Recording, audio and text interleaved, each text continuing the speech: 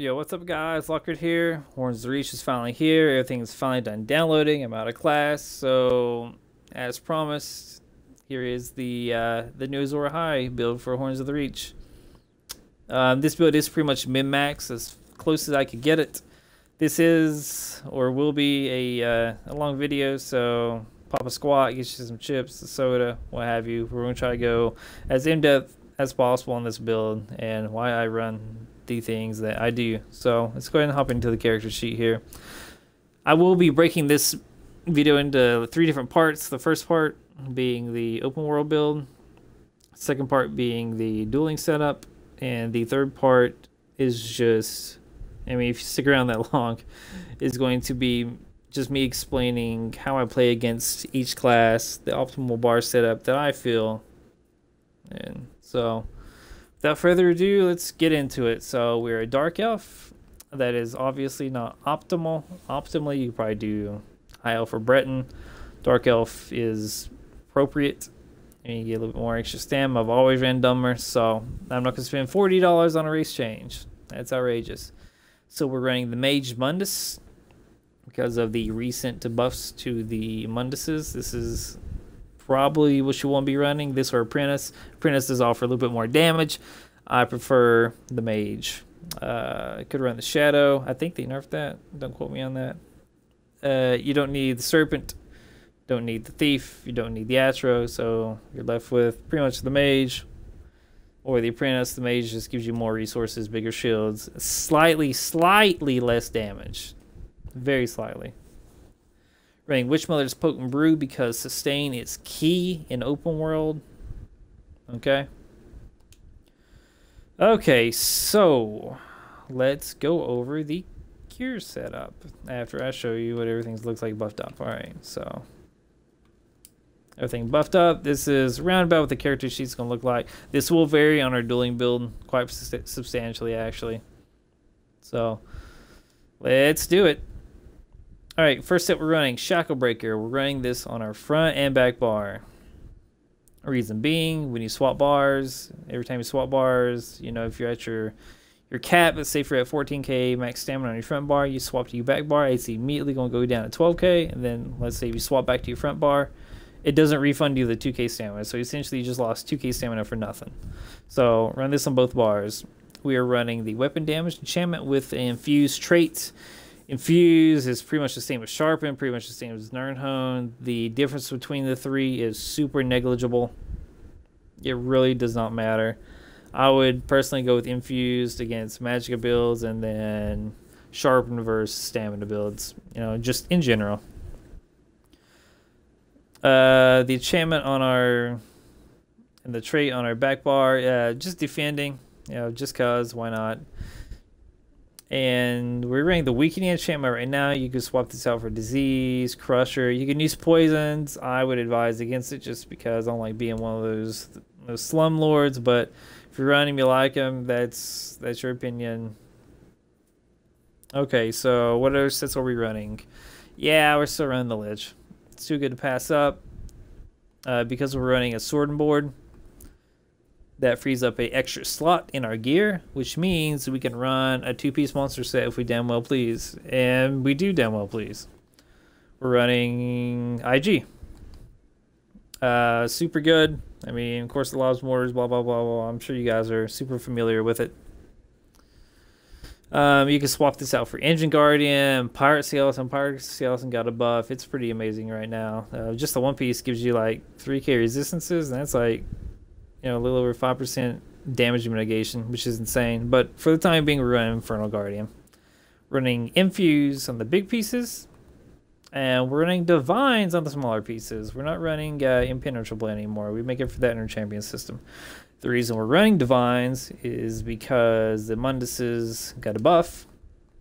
So because we run Divines, we have more max. Because we're running the Mage. Okay? So it ranks all spell damage on Joy. Alright, so there's that.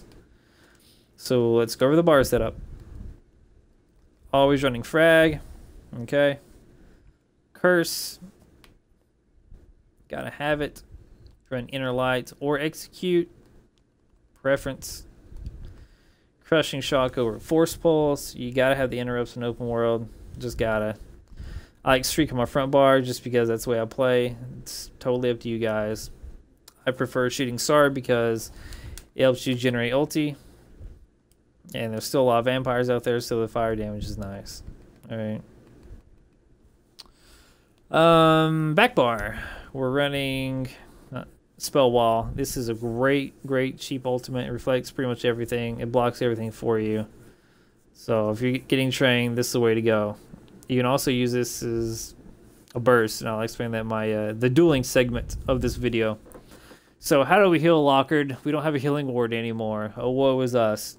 Alright, so we heal with the couplet of Power Surge, which is also our major sorcery buff, in addition to Boundless Storm. Okay, Power Surge, the secondary effect, every crit you get heals you for X amount of health. Boundless Storm, there's more people on you. This is going to be shocking the shit out of them. You'll be getting more crits. And more people on you, more crits equals more heals. These two pretty much keep you capped off. Try not to let your health drop below 50%. It's hard to get that back sometimes since we don't have a reliable heal. Run Harness over Dampen, always. Hardened Ward. Or Dueling build, this goes up to around 21k damage. We'll go over that in just a second. And Dark Conversion. This also heals you. Helps with your magic sustain if you need it. This build is super amount of sustain as is without it, but this is for those oh shit scenarios. Alright, so that about does it for the gear setup. The bar setup. Alternatively, you could run Daedric Mines instead of Boundless. Also, let me show you a little bug. Maybe some of you guys can use it to your advantage. It's a pretty cute little bug. If I can find the fucking Assault tab. So check this out. I pop Rapid Maneuvers. You see the buff. 27, 26, 25. Look what happens when I pop Boundless. Okay, so I got the speed buff. Watch what happens when I pop Boundless. It actually refreshes your major expedition you get from Rapid Maneuvers, and look, you still maintain the speed boost even though we use Boundless. It only has a 7.5 second duration on the speed boost. So, I mean, that's a little cute bug. Not sure if it's really going to make or break the game, but just make you guys aware of it. Alright, so let's go over into champion system. We got 51 to Warlord. Since we're not running immovable pots, we do need a lot of points in the Warlord. 56 in Arcanus, 56 in the Mooncalf. Our stamina recovery is over 1,000 after you pop pots, so having a high stamina recovery passive, you know, great synergy. 16 Shadow Ward. You don't need that much into blocking if you're doing it correctly. You know, playing the class, you know, like it's meant to be played. You know, sword ward, obviously blocking your sword ward bar. Tumbling, 31 points. 61 Elfborn, 28 Spell Erosion, 49 Ellie Expert, and 72 to Master at Arms. You could take some points out of Master Arms, toss in Spell Erosion. Just up to you. I think 2,500 is a good spot. Yeah, I mean, it negates the defending trait, you know, so. Moving on. So we have 61 into Ironclad. You want to put as many points in here as possible you can because this mitigates pretty much all incoming damage. I mean, of course, AoE, you know, DOS, you know, whatever, but pretty much what you're going to be hitting by direct damage attacks. 38 into Resistant. We want around 1,000 crit resist. I think that's optimal for bubble setups. Any more, any less, you kind of give in yourself each end of the spectrum. Got 15 Hardy, 37 Ellie Defender, and these seem kind of low, but trust me, guys, your shields are so fat, it doesn't really even matter. We got 3 into Expert Defender, 56 points in the Bastion. Don't need any more than that. You're probably going to refresh your shields by the time they expire or are bursted down anyway. So, yeah, you could actually probably run this build with 0-0 and just stack into Bastion and Ironclad. But it's up to you guys. Okay, so I actually got that through that pretty briefly, you know, under 10 minutes. It's awesome. So next, what I want to talk about is the dueling setup to this build. And if you saw the video, you know, I advertised, you know, 51k max, you know, 3200 spell. Well, this is how this build gets this. So in general, This is what I run versus magic builds.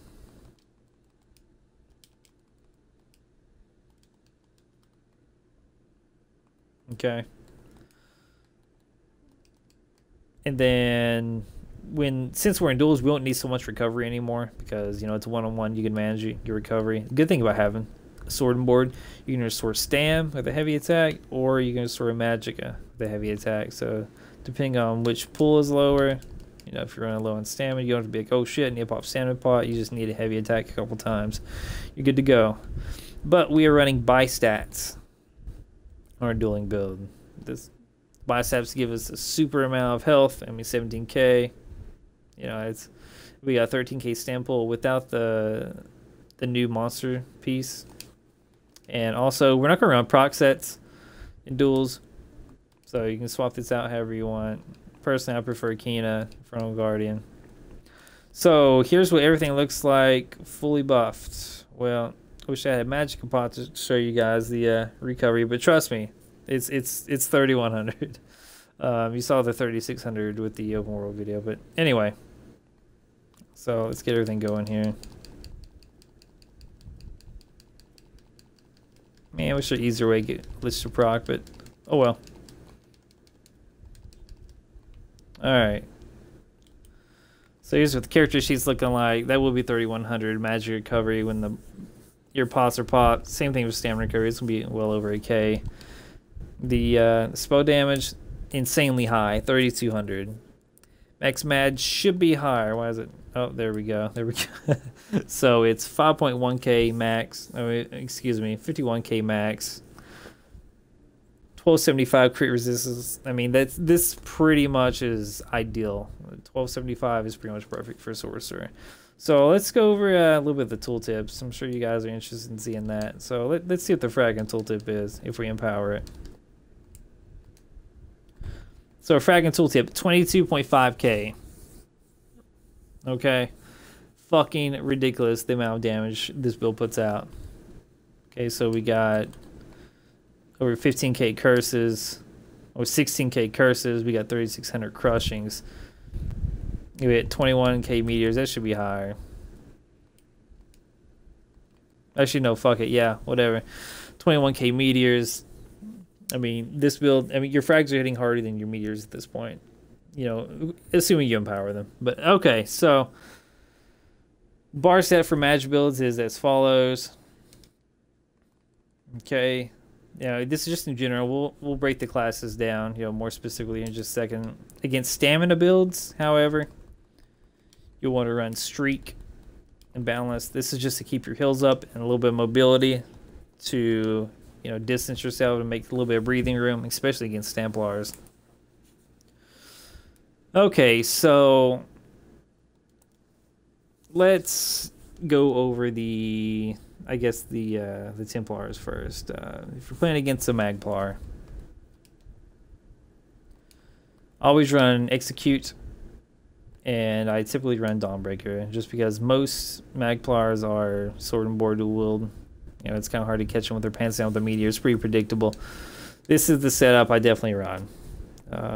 Gotta have the Execute. As soon as they purify your fucking curses, you need to just reapply it.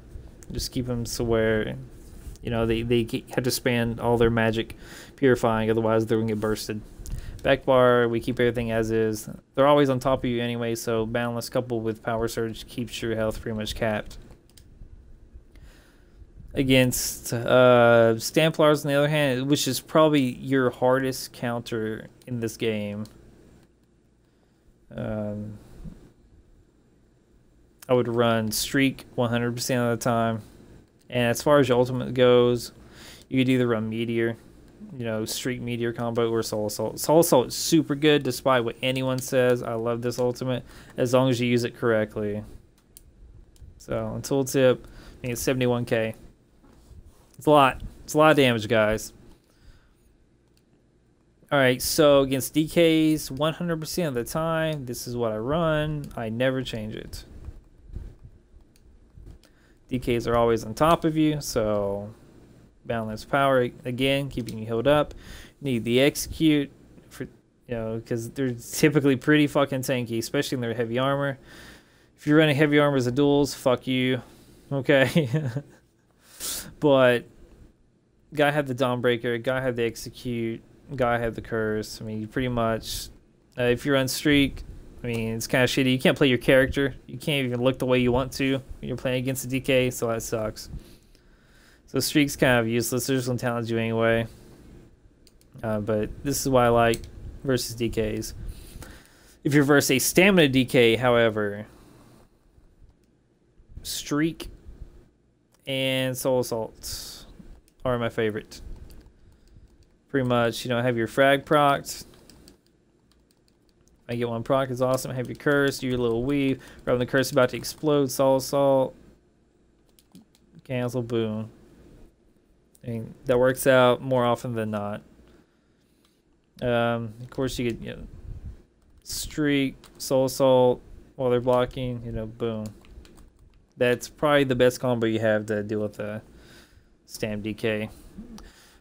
Or, like I say, it's completely preference, guys. This is just what I found personally that works best for me. Now, I've done a lot of dueling, a lot of trial and error with this build, and that's pretty much optimal. Okay, so next class. Let's go over sorcerers. Magic in particular. Always run Bound Aegis. This is... You do so much damage, you guys. It is incredible. Their shields just melt. Like, literally, no joke, just absolutely melt. You can either run Dawnbreaker. I personally, since we're stacking in at such high damage, run Meteor.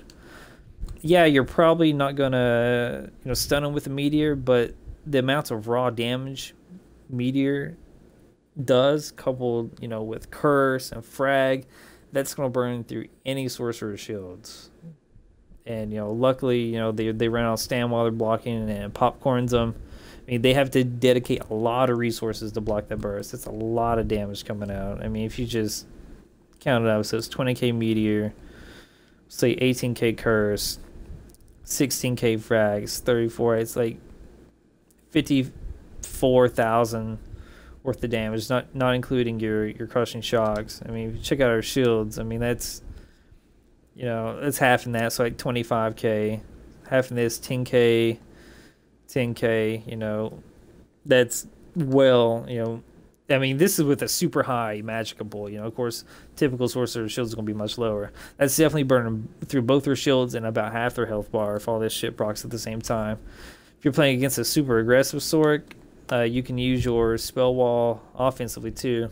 You know, you need to kind of bait sorcerers in sometimes. You know, if they're just going to sit there shield stacking, you need to play like you're a pleb, you know, kind of let your shields go down on purpose, and they will get overly aggressive. And when you see them line up the combo, you know, they have the curse, hit their frag proc ready, you know, say they're entropy you, just pop shield wall, and then just, you know, so either they have two options. Either they don't see you pop shield wall, and then they take their own frag that they just entropied, and you frag them yourself. So that alone is like 20k worth of damage.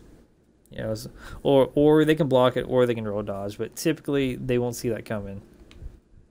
So that's a really good, you know, counterplay versus Mag Sorcs. Stamina sorcerers don't give me any go at all. Always be spamming Crushing Shock to interrupt their dark conversion. Like I said, I always have Streak, and especially if it's a medium armor. Sam Sorc, always run Soul Assault. I mean, it's hard for them to heal through that. They're not a very, you know, super healy class. Let's move on to Nightblades. Nightblades, for me, are the hardest classes to play against because because of one skill, Wreath. When they hit you with the you know, they do the meteor, you know, they do the bow. If they time their Malefic Wreath perfectly, there's nothing you can do. You gotta take the bow, you gotta take the meteor, and just hopefully you have your shields up. A good habit to get into doing versus Magblades, you know, when you know they have a bow up, you know, for certain, you know, when they stun you or they fear you or they, you know, whatever, you need to break free, roll dodge, just to dodge the spectral bow, because that shit will hit you straight up for 15k, you know, on a bad day. All right. Plus, another thing is a lot of the mag blades I know this patch, they're hitting like 66k max, so they're really tanky. But the setup, I almost always run against any mag blade. Is this? You know, they had the shade on you, inflicting you with fucking minor maim. You know, they have minor berserk at all times. Their crits are ungodly. Just do not let them hit your health bar. But typically, I mean, this, I don't see any reason to change this. You gotta have the execute, you know, where they're so tanky with minor maim and such. Curse. You can run streak if you want, but this is what I found works best. Back bar, if you're really cheeky and really smart, you know, catch them off guard when you think they're going for a burst. And if you can animation cancel it quick enough, you know, right before they CC you or fear you or whatever the fuck they're going to do to you or wreath you, pop spell wall, and more likely than not, you're going to reflect their bow at them. And they don't see that shit coming. This shit, it's hard. So, I mean, it just depends on your opponent, you know, in reality. Okay, so what other classes? We have the Warden, right? So let's go with the Magic Warden setup. I pretty much use the exact same setup versus a Mag Warden that I do a Magicka Nightblade. Nothing really changes. You know when they're going for the burst because they fucking punch the ground, count to 2 seconds, swap you back bar, block their beetles, go back offensive. That's all you gotta do to counter that class, is just know when to block. As far as Stamina Wardens go, they pretty much have like one burst combo. They're gonna like crit rust you, Wrecking Blow you into their beetles, Dawnbreaker. That's pretty much their combo, right? Just be ready for it. You know, if they haven't used their ultimate in a while, you know, just be ready to break free, block, you know. But to counter that class is essentially just blocking. It's really all there is to it. Versus the stamina version, I would run Streak Soul Assault. So this is what you want to run versus Stamina Wardens.